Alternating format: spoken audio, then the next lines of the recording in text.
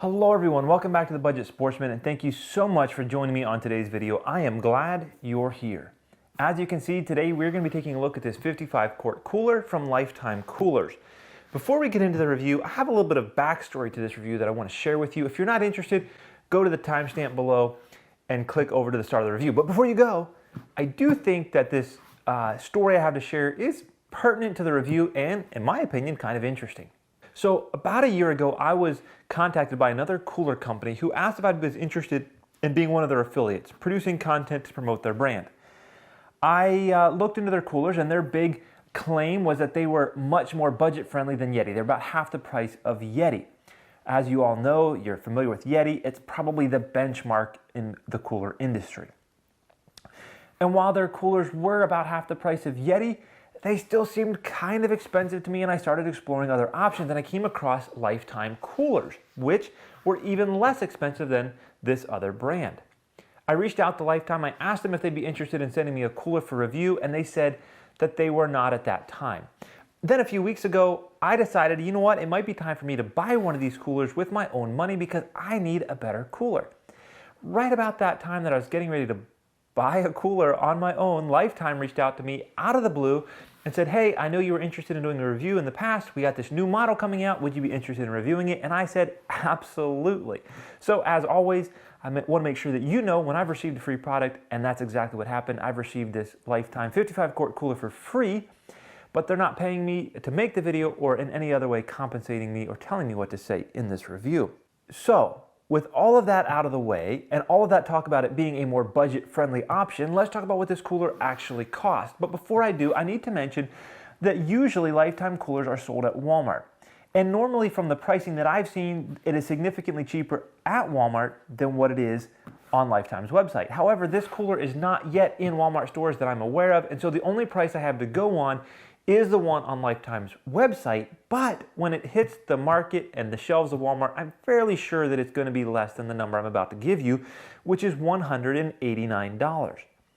Now, if you think that sounds a little steep, keep in mind that this model has the handle and the wheels, which makes it super convenient. If you don't care about that, Lifetime also has a 55 quart model that does not have this handle or the wheels, and that model sells for $97 at Walmart, so it is significantly cheaper. Again, keep in mind, this is probably going to be less than $189 when it comes out onto the market.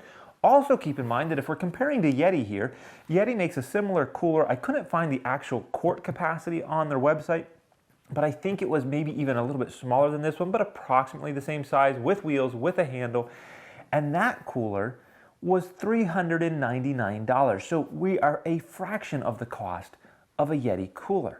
Now, before I get into the physical features of this cooler, I want to mention a couple of things here. Number one, this cooler is actually made in the USA. To me, that's pretty awesome. A lot of times you find budget-friendly products, they are made overseas, but a budget-friendly product made in the USA, that's a win in my book. It includes a 5-year warranty and is certified grizzly bear proof. Now, my understanding is that it's not necessarily certified with these latches alone. You do need to put a padlock through the front here. But if you put the padlock through there, it's certified grizzly bear proof. So a 5-year warranty, made in the USA, grizzly bear proof. On a budget, I think you're getting some pretty good value already. It's advertised 7-day ice retention, and we will check that out a little bit later in the video. But now let's kind of take a look around this cooler, and let me give you some of my thoughts about the design of the cooler. First of all, these latches, I am a huge fan of the latches. They have this camming action where you pull up, and then the top of the latch comes up and over, and it is super easy to do. While I don't own a Yeti and probably never will because of the price, I have used them, and those latches can be really hard to pull down and latch in place. Sure, they're secure, but they're hard to use. These are extremely secure because you get that camming action, but they're extremely easy to use. In fact, so easy to use that my 3-year-old daughter is able to actually push that closed on her own. Yes, it takes about all of her strength to do it, but a 3-year-old can do it. That's impressive. Really, really love the latches. Now, I already mentioned to you that this has the wheels and the handle. Let me point out a couple good and bad things about this. First of all, it is easy to move around, even loaded. And the way it works is even if as a taller person, now obviously I've got this up on the table, but I've wheeled it around some now. I'm a 6'1" tall guy, and it's actually not uncomfortable. I can hold my hand naturally on the floor or naturally down, and it wheels along quite nicely. Another thing I really love about this is you see how that has handles out on either end. Now, if I hold this, for instance, this side toward me in my left hand, that means as I'm wheeling this cooler along, it's not banging into the back of my leg because I'm actually holding this side of the handle and the cooler's riding out beside me. It's fantastic, and it's got a handle on both sides. Now, the wheels initially look to be very plasticky, but they actually have a very rubberized feeling. I think probably the internals have a little bit of plastic, but it's almost as though they have a rubber coating over them. And I think they're gonna hold up really well. This side has a rope handle. Now let me give you one of the cons that I found so far of this cooler. And that is if you wanna actually pick this cooler up and not wheel it around, like to put it in the back of your vehicle, or maybe you're on super rough ground and you just wanna carry it, these handles are not quite even. They're about the same height, but this handle, because it's rope, comes in against the edge, and this handle slants out a little bit. And so it just feels a little weird. I mean, it's not a deal breaker by any means. It's just something to be aware of, that it doesn't feel quite natural. Also be aware that the center section here, where you would most likely want to pick it up by, does not have the rubber grip that the outer portions have where you'd be pulling it by. Again, not at all a deal breaker. The wheels make it super handy to move around, but if you do need to pick it up, it's a little bit unnatural to me. All right, let's take a look at this side, and we'll look at the drain plug now. It's got a nice big twist on threaded cap there. And when you take it off, it is captured, so you're not gonna lose it. And then you have a nice big drain plug. Earlier today, I was draining the water out of this, and it drained quite quickly and quite easily to get quite a bit of water out of the inside of the cooler.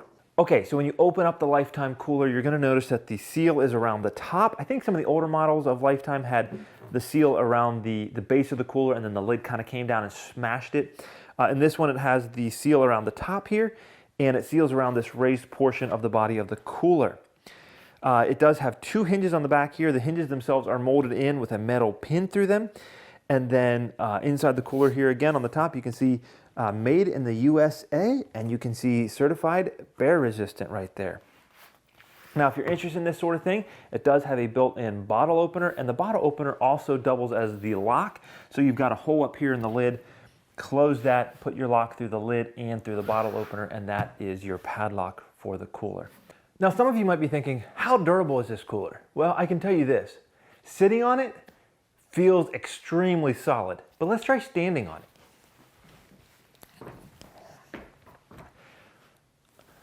I've got no problem standing on it whatsoever. Now, I can feel a very slight amount of flex, but I mean, it's very slight. It feels solid. I would have no problem standing up here and fishing, or climbing up on it to reach something on the top shelf. I don't know. But if you have a need to stand on your cooler, I wouldn't hesitate to stand on this. All right, so that's a lot of talk about the cooler, but I bet what you want to know is how well does it actually work? I did an ice test. Let's go take a look at the results. All right, what I want to do next is I want to find out how this cooler actually does in ice retention. It advertises 7-day ice retention. Will we actually get it? Most of these reviews will compare a cooler like this to the Yeti and see which one has better ice retention. That's awesome, that's great, but I don't own a Yeti and probably never will because they're just way too pricey for my tastes.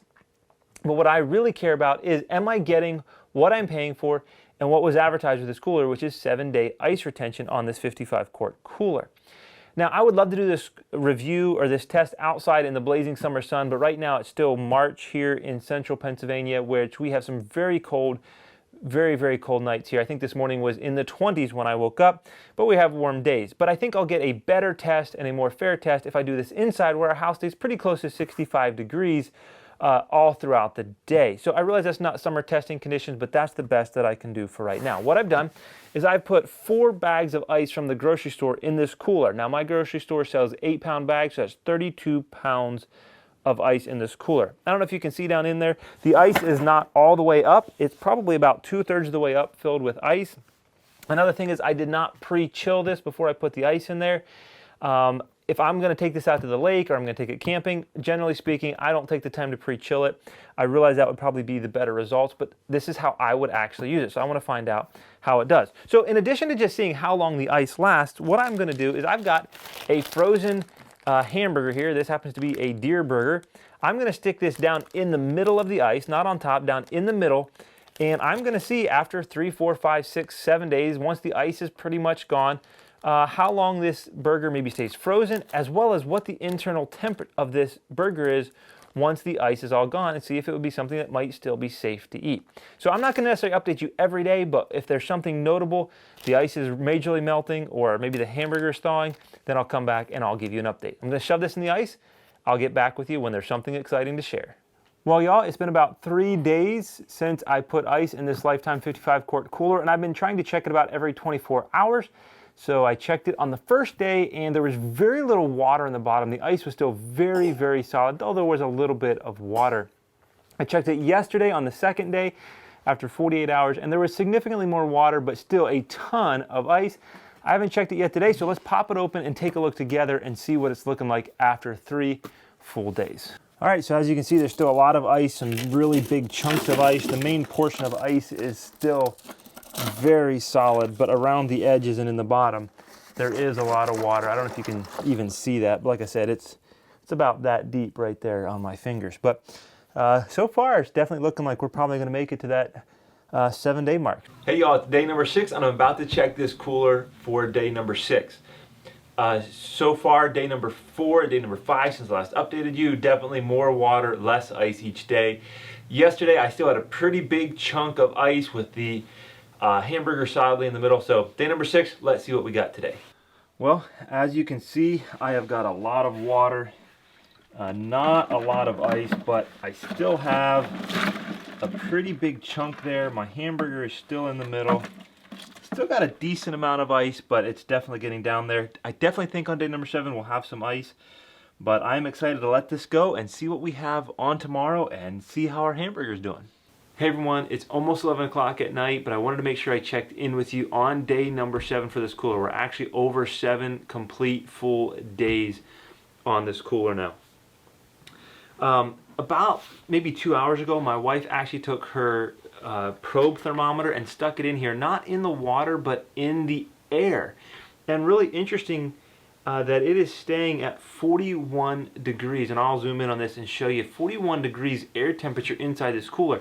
And I found that really fascinating because that's not that much above what a refrigerator would be. I was just doing some reading, and they recommend that a refrigerator be between 35 and 38 degrees, so only about 3 degrees warmer maybe than a refrigerator be, and that's on day number 7.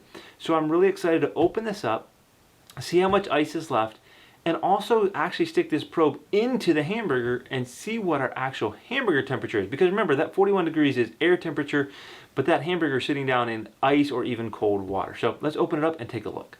All right, we definitely still have ice in here. Let me see what we got. We got a couple of big chunks here. There's 2 big chunks, a couple of other chunks over here. I'll fish it out in a minute, and our hamburger is in the middle. We're gonna go ahead and check that in a minute. Before we do, I'm going to scoop all this ice out of here and see how much we actually have. Well guys, I have to say I am pretty impressed with that result. I've never had a cooler that could hold ice that long for sure. We did start with 32 pounds of ice, and now at the end of day number 7, 7 complete full total days, we have this bowl of ice left.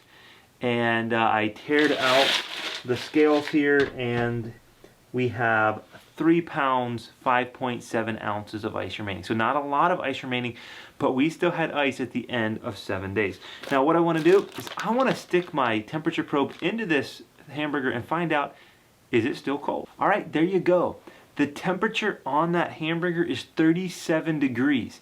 That's within the realm of what you would expect it to be if it was in your refrigerator. Now, would you keep this in your refrigerator for 7 days? I don't know. That's up to you. I'm just saying that it's still refrigerator cold at the end of a complete 7 days. My book, that's pretty cool. Well, y'all, what did you think of that ice test? Let me know down in the comments. To be honest, I was pretty impressed. Certainly beats the old Igloo cooler that we've been using for years. If I was to throw out one more complaint about this cooler, it would be that it's white. I'm a hunter, a fisherman, a camper, an outdoorsman. Those environments are not clean, and white is just not going to stay white for very long. Now, I do know that some of the other Lifetime coolers, including the 55 quart without wheels and handle, that is available in gray. And so I'm hoping that eventually this cooler will be available in gray also. But for now, this cooler gets a thumbs up from the Budget Sportsman. I hope you enjoyed this video. Let me know what you think of the video and the cooler down in the comments. And until next time, remember to get off YouTube and get outdoors into God's great creation.